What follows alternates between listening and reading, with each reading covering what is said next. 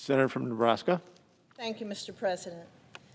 Mr. President, something I've been hearing a lot lately from members of the media, from many of my Democrat colleagues here in the Senate, and even from the President of the United States, is that democracy is at stake.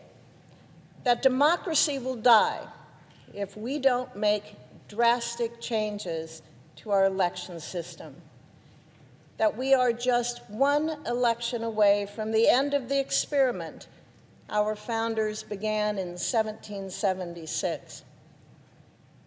If my colleagues really believe that our democracy is teetering on the edge of a cliff, that it's going to fall over the edge unless we transform the way we run elections across the entire country, then they need to be able to tell the American people why.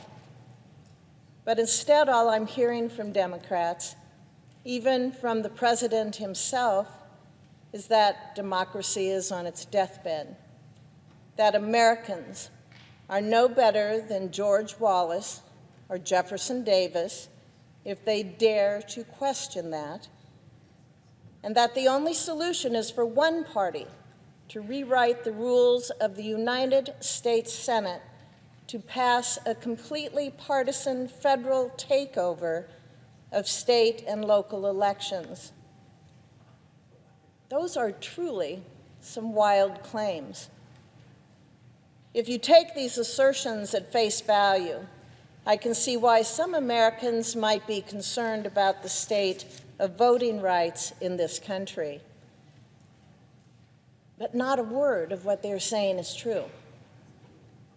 The good news, Mr. President, is that most people live in the real world, where America shattered records for voter turnout in the 2020 election. 66% of eligible voters cast a ballot, the highest level in 120 years. That translates to 156 million Americans, the most in history. In my state of Nebraska, 76% of voters cast a ballot in the last election. We've been proud to be a no-excuse state for absentee voting for years, since long before the pandemic. We have that law because we want to make it easier for Nebraskans to vote. And there are many other states that don't require voters to provide a reason before voting by mail, not just Nebraska. Across the country, turnout was up in the last election, regardless of race, class, or any other demographic. And according to Pew Research, 94% of 2020 voters, they said voting was easy. Yet Democrats still say that voter suppression is rampant in the United States. The logical response to that is to ask, okay, where? In Georgia, Democrats say. After Georgia passed a new law last year, things have apparently gotten so bad that the president picked Atlanta to give a recent speech on the issue. But if you listened to President Biden's speech, you might have noticed that he barely talked about the Georgia law at all. And when he did, he twisted the law into an unrecognizable caricature, into Jim Crow in the 21st century. He has shamelessly and intentionally misrepresented the Georgia law for months, and his speech last week was no different. But something he didn't say in his speech is that the Georgia law extends early voting to 2.5 weeks. That's longer than blue states like California and New York, and it's longer than the president's home state of Delaware, which currently allows for 0 early voting days. Maybe he should have given that speech at his house in Delaware instead of in Georgia. And he didn't say the language in the Georgia bill that requires voter ID for absentee ballots is very similar to a bill that passed the Senate almost unanimously in 2002, the Help America Vote Act, with President Biden voting in favor.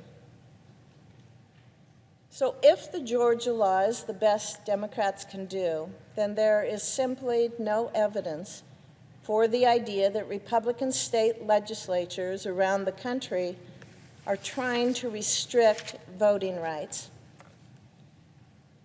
With that in mind, here's a friendly suggestion for the president. If he truly believes, in spite of all that democracy itself is at stake in a way it has never been before, the last thing he should want is for the voting laws of all 50 states to be overseen by the Department of Justice and a partisan attorney general. That power should remain with state-level secretaries of state, state legislatures, nonpartisan local officials, anyone but one official at one department in one branch of the federal government. In other words, he should want exactly the election system we have now. Our decentralized system, with buy-in from a diverse group of voices, is what allowed states to adapt to the pandemic and achieve voter turnout, a record turnout in 2020. But the Democrats' federal election takeover would give the U.S. Attorney General the power to oversee every state's electoral process, and it would turn the federal government into a piggy bank for House candidates.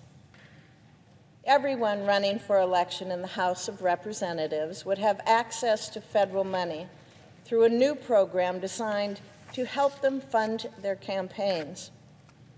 The federal government would match contributions 6-to-1, meaning money that belongs to taxpayers would go to politicians with views that many of those taxpayers may oppose. This partisan takeover would require states to allow felons to vote once they're out of prison, overruling the states that already have laws in place preventing this. And if Democrats have their way, they will mandate that every single state offers same-day registration at every polling place in the nation. If you live in a state that has decided that that's not a good idea, well, too bad. Mr. President, it's clear that the majority leader wants to get rid of the filibuster to accomplish all of this. But what Democrats are trying to do in Congress right now is the best argument I could ever imagine for keeping the filibuster. Think about it this way. Let's say we're talking before the 2020 election, and I told you that Republicans would retain the presidency and the Senate, and we would win back the House, but the Senate would be split 50-50, and we would barely have a majority in the House. In fact, Republicans are going to have the slimmest majorities in Congress in more than a century. But guess what? Republicans are going to try to pass bills that most Americans don't fully support anyway. And we're going to dismantle a rule that has promoted bipartisanship and compromise in this body for nearly 200 years to accomplish it. And be honest, Mr. President, you would say that's outrageous. And you would be right. It is outrageous. You would be begging those of us on the other side of the aisle to leave the filibuster untouched. And if you think way, way back into the past, all the way back to 2017 and 2018, Republicans were in the same situation that Democrats are in now. We had a Republican president and majorities in both chambers of commerce. We had bigger majorities than the Democrats have today. The former president even outright asked us to abolish the filibuster. And that brought many, many Democrats to the floor praising the filibuster, saying it should never be abolished. But we didn't abolish it, for the simple reason that burning down 200 years of bipartisan history for a few temporary victories is short-sighted at best and institutional arson at worst. And don't think that by presenting this talking filibuster, Americans won't see the Democrats' efforts for what they really are: a ploy to abolish the 60-vote threshold for legislation, to abolish the need for bipartisanship, because in reality, it will only take a majority vote to pass controversial bills. Nebraskans can certainly see through this. In Nebraska, state senators have to speak on the floor to filibuster a bill before our legislature. But to overcome a filibuster in Nebraska, you need 2/3 of senators to vote to end debate, not the simple majority that Leader Schumer has proposed before this body today. Nebraskans have benefited from the consensus building and the moderation in developing good legislation this rule promotes for nearly 100 years. We know that it works. The 60-vote threshold in the United States Senate does exactly the same thing for all Americans. So I urge my Democratic colleagues, don't abolish the filibuster. And if Democrats won't listen to reason from Republicans, they should listen to the president himself. When he was a senator, he said, quote, "At its core, the filibuster is not about stopping a nominee or a bill. It's about compromise and moderation," end quote. He's forgotten that now.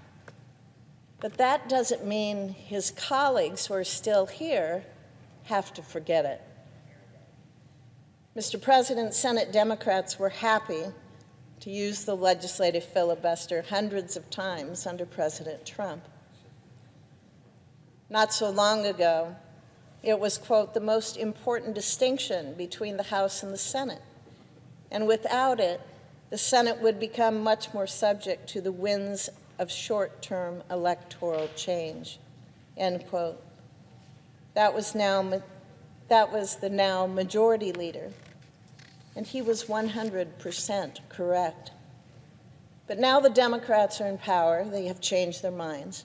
Today, the filibuster is not only no longer essential, but anyone who supports keeping it is called a racist. That is truly incredible, and it is offensive. The Democrats who supported the filibuster a few years ago clearly weren't being truthful, and they aren't being truthful now about the state of voting rights in this country. The problem they're responding to simply doesn't exist, and the solution they have for this imaginary problem would do lasting harm to our democracy. I will be voting against this partisan takeover of our elections. Thank you, Mr. President. I yield the floor.